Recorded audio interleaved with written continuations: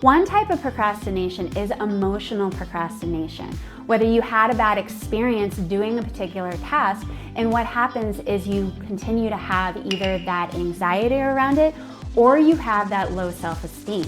And what ends up happening with it is it tends to build up a level of stress when it comes to having that particular type of task.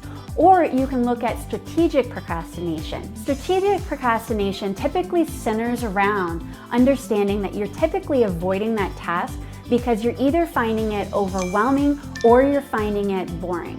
Another reason why we avoid doing tasks is perfectionism. Now, you're welcome to travel over to my site and really understand that at a deeper level in my Perfectionist Guide to Letting Go. I talk about that on both my podcast as well as I talk about it on my blog article on different ways, because there are a lot of people who demonstrate and say, I have to get everything perfect.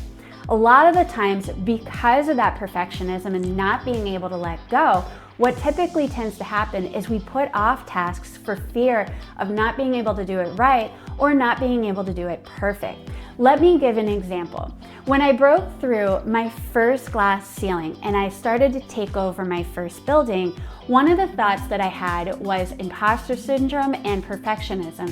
Was I going to do everything perfectly? Was I going to show up the perfect way? Were people going to like me for who I was? Did I have enough knowledge? And the answer to that was yes. When I got there, it was kind of centered around, and that worry and that perfectionism was all for nothing, because who you are and what you bring to a table is typically enough for why you're hired for specific roles.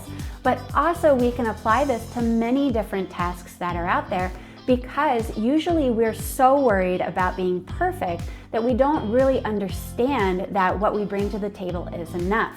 Another really good example in another field that I'm in, whenever we do videos, you always try to sit here and say, I want to have the perfect video. I want to make it perfect. And one of the most feedback-based things that most creators say is really to understand that your first videos are not going to be perfect, because you're trying to find your voice and you're trying to find who you are.